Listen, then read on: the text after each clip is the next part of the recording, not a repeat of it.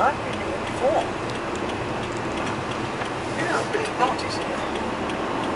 Can't think this is Outrigger.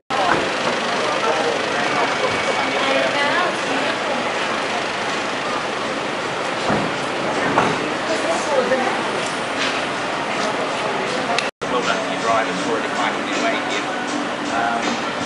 Outrigger, some new opened this facility 8 weeks ago.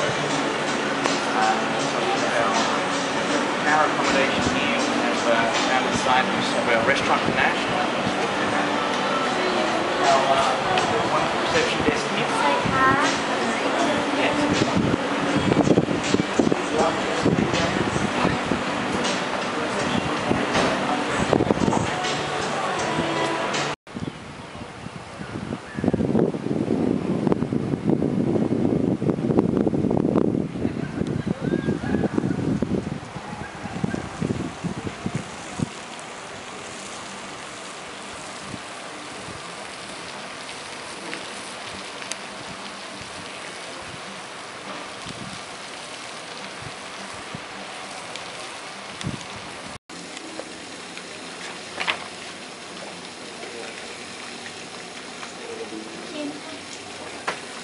Okay, Ambassador, welcome to Phuket, and thank you very much for giving us opportunity. Happy to see you and happy to be here. You've had a very busy day. You've been to, I think, 6 different places today. Can you just give us your brief impressions of the places you've been, starting with Phuket International Academy? Well, Phuket International Academy, I'd never seen anything like that. An extraordinary blend of a school with now this high-tech, state-of-the-art sports facility. You know, it's an amazing, it really kind of shows me how international the community is here, and really how growing Phuket is. It was fantastic. Would it appeal, do you think, to American sportsmen to come over and train or Absolutely. compete? Well, I think really anybody from a colder climate, you know, would be very drawn to the year-round climate here. And then, of course, as you say, the first-class facilities, tennis, rugby pitch, all sorts of swimming pool. That was amazing. It was really phenomenal to see and interesting to just see the vision they had. And I have to say, their 5th graders had, you know, questions that would do any TV station proud. They were good. No, very energetic yeah, you enjoyed students. That. I also heard you're a keen tennis player or follower. I am a teen tennis player. I did not say impressed. Talented, I just enjoy it. You must have been impressed by the tennis courts. Gorgeous, yes. Huge beautiful, overhead. beautiful, really beautiful surface. It was amazing. The US Open could do with a stadium Well, like you theirs. know, we were talking about tennis tournaments. You know, there's a Thailand Open coming up. You could see something being held in Phuket someday. All right. Be great. Next, you went to the software park. The software park, which, you know, you were there too. It was really astonishing. The vision, the energy, the creativity. What I also liked about it is it was private citizens who are sort of thinking on their own. We need a niche. We need alternative economic ideas. And this is one they have, and they've been incredibly successful. Nice to hear that American company Microsoft collaborates, but really terrific to see. That brings up perhaps the question of intellectual property, but do you think I mean, obviously they want to create their own software here, but you also want American software to come to be used in... Well, but I think that's actually a partnership, because in fact, you know, one of the reasons we have what we call the so-called Thai-US Creative Partnership is blending our innovation, our technology, because that's the way the future of business is going, is to look at how we use creativity, energy, technology together. And so we're doing a lot of things like that, linking up Thai filmmakers with American technology, you know, seeing American technology being used, but then to develop new technologies from it. That's good for everyone. Do you think the location of Phuket with that great big park, natural sort of forest, background, hills, and of course the beachside, but I think that's attractive. I mean, if you heard them saying they're attracting people, these days, you know, sort of people design websites from anywhere, e-business, so they were saying, well, you know, why not Phuket if they've created a great facility? It does raise the issue you and I talked a little bit about earlier, but intellectual property. And again, folks like that, I think, are a real part of the effort to help protect intellectual property, help protect the creative innovation that goes on here in Thailand. Okay. You briefly met some Prince of Songkhla University students here. And some professors. How do you think they were in English, by the way? I thought they were great in English. I was impressed. Different accents. The one who'd been in New Zealand had one accent.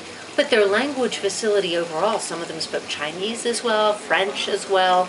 and the broad range of interests of people we had lunch with. People who work on mapping coral reefs, people who work in the hospitality industry, professors. It's really a part of the rich fabric here in Phuket, I think. Okay, and then some younger students, or should we say the kids, or the they were children of adorable, Holland weren't House orphanage, or run by Child Watch charity. You know, it also shows in every large and growing city, there are vulnerable populations who need special help. We obviously made a small donation there, but I think we're pleased, as with many other countries, to help out to people who are looking after those who are not yet benefiting from economic prosperity. I think the kids love the little frisbees. The frisbees, I may have created chaos with the frisbees, but they were adorable. I mean, and clearly so loved and well looked after there. And then you briefly met the police chief here in Phuket. Yeah, and had a good chat with him. You know, as you know, safety of Americans, American business is high on my list. Wanted to thank the police chief for good collaboration and cooperation, but also remind him of our interest and concern. Some of the issues here have been some jet ski scams, some problems with taxis and tuk-tuks. Now, those are important to us. We also have ship visits, as you know, here often. We have one here now. Want to make sure those sailors continue to be safe. We want them to be here. They love being here. But their safety is really important too. While we're talking about it, would you ever, or is there any warning about, say, tuk-tuks or jet ski scams or other dangers here? Well, like every resort town, there are, you know, always things that could be improved. What we do is we work off a consular information sheet, which is information for Americans, and it does include a warning about the various scams here. And because we want Americans to be aware that there have been problems. That's not saying everyone is bad. It's just saying there have been difficulties. We want people to be informed. Right. You obviously want them to come and enjoy themselves in a Absolutely. beautiful hotel like here. We're here at Outrigger in Laguna. Which is brand new lovely. hotel. You know, if you're a golfer, this is where you want to be. You know, there are beautiful places, and American tourists love coming here. American businesses here, American ships come in here. You know, we want to continue that relationship, but we do have a duty to try to warn people when there are some aspects that are not quite where we'd like them to be. I'm not an expert on insurance, but if your say your embassy warning list said you should not use jet skis, should we say, would that affect, say, tourists on insurance? Do you think? You know, I don't know the answer to that question. What we actually, the way our consular warning phrase it is just to make people aware. You know, tourists should be aware that there have been reported scams in these areas. It's merely information. People, obviously, tourists need to make their own informed choices. You're a tourist here yourself, I am. But this is your first official visit. But That's I right. have heard you have come here on holiday before. Is that true? I came here once for one night. So exactly, and it was beautiful. I enjoyed it very much. And you hope to come more, I hope. Well, I'm when eager you to do visit. some diving and a little snorkeling in season. And also the town we drove through today. Really a lot of charming, out-of-the-way nooks. You can see sort of some of the old heritage here. And I think it'd be a lot of fun to come explore some of the restaurants and just get to know Phuket a little more. Would you like to work in a consulate here? Why doesn't the Americans have a US consulate here? You know, we would Or love to. Office. Or, But let me be really clear on that. Our budget is not going to allow us to be opening more offices. So we staff all of our relations here, Pattaya, other tourist areas, out of our office in Bangkok. We have a specific office that works on American citizen issues. They do outreach here. They're coming Can on I the do a little 16th? commercial? Yeah, they're coming on here the on the 16th. At the Hilton. But they've also been doing a lot of work online to make our services available online to people. We're beefing up our web page next month. So a lot of good opportunities. I hope for people to be in direct touch with us. Do you know how many residents, American residents or tourists come to this sort of region? You know, I know how many, we register about 500,000 American tourists coming to Thailand every year. There are many more Americans we know who live and work in Thailand that don't register. We don't know them, but they're here. I bump into them when I'm all over. I ran into a few today. So we know there are many more, and they register with us if they're interested. We appreciate that, but they're not required to. The welcome visitors, really welcome, are the US Navy, who come here very, very often, as you mentioned. One guy resident here, though, Brad Kenny, is worth a mention. Namesake, I don't think he's a relative. I don't think we're relatives. He helped through the US Navy League here with the COMRELs, the COMRELations. You know, and those are projects, and you know, today's U.S. Navy filled with amazing young people who they volunteer to sign up to go out to paint schools or play sports with kids. It's not required; it's purely voluntary, and I'm continue to be impressed and amazed at how much they want to do that. And I think it's partly today's citizen wants to feel like they're helping out, they're making a difference. Many of them are a little bit homesick too, and I think seeing young kids and the chance to play with them is nice. 14, I think you mentioned 14 ships so far. We've got one this week as well. Yeah, we're averaging a little more than one a month. And as you know, we've had aircraft carriers in here with 5,000 sailors. It's a lot for Phuket, I know. But so again, why not have a permanent dock if we had all the finances in the world, we would, but it's expensive to put a fully accredited consular officer here. Lighter subject, you're very keen on Twitter. You have 21,000 followers. Do I? Oh my goodness. You recently tweeted that Bill is coming maybe to Bangkok. Did you mean Bill Clinton, or was it? I don't want to disappoint you. It's Bill, my husband. Your husband. Who's coming here next week, actually on business, and then we'll stay for a couple of days. But no, it's not Bill Clinton. Sorry to disappoint you. But I do tweet. I've been tweeting a little bit about today what we're doing, and I'll tweet on the way back to the airport this evening that I've talked to you. It's really nice. I mean, it's sort of see the friendly, personal side. Well, I enjoy it. You can't put the sort of it's a great opportunity for me to talk directly to people, to hear from people I might never get a chance to meet. I heard from people in Phuket today who I'll have to see next time, saying, "Oh, we're here. Come dive with us. Come see us." I feel like they're friends. Okay. On maybe more serious matters, there was the deportation issue, an alleged killer of an ex-US Marine, Dashwan Longfellow. Do you support the deportation from the UK to Phuket for him? Let me first express condolences again to the family of the Marine killed. It's always tragic. Anywhere you have a death, but certainly in America and overseas is even harder. What we support here is really justice in the case. And obviously there are issues to be worked out between the UK and Thailand on deportation. But what we'd like to see is obviously justice. We'd like to see the case investigation completed. Okay. Similar case, but the other way, an American was, I gather, already now deported, Roger Miller, from Phuket out of Thailand to the US, wasn't he, for fraud of millions of dollars? I don't know all the details, but my understanding is he was arrested upon arrival in the United States and is now in jail. Are there many cases like this? Are we not hearing We about? have a lot of law enforcement collaboration and cooperation. I wouldn't say there are many, but we do find here Americans who fled justice in the United States, and our team in the embassy works very closely with Thai authorities to arrest them and send them back to face justice. Thailand is a welcoming place, but they're pretty clear they're not so interested in having criminals fleeing U.S. justice be out here. We aren't either. But obviously you do work, even undercover I'm sure, closely with the police, local police. We work very closely with local law enforcement authorities because it is important. Again, no nation wants another country's citizens who are fleeing justice, and they're eager to help us return them to the United States, and it's important to us too. Well, that brings us appropriately, and this Sunday when my radio interview comes out, on 9/11 is the 10th anniversary this Sunday. Anniversary. What are your memories or what are your hopes for the future? We were talking at the embassy, and you and I started earlier today talking.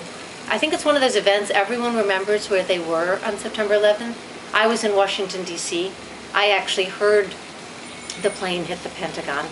And I was in a lecture, oddly. I had stepped outside the State Department to attend a seminar on politics in Latin America. I think I was preparing to go to Ecuador. And I thought it was a construction accident. But oh my gosh, a crane has fallen. And just to see that tragedy unfold, I think is something we won't forget. What I think are the good parts 10 years later. First of all, there were a lot of heroism involved that day and in the subsequent days. People who brought down an airplane at the cost of their own lives. People who rescued others out of the World Trade Center.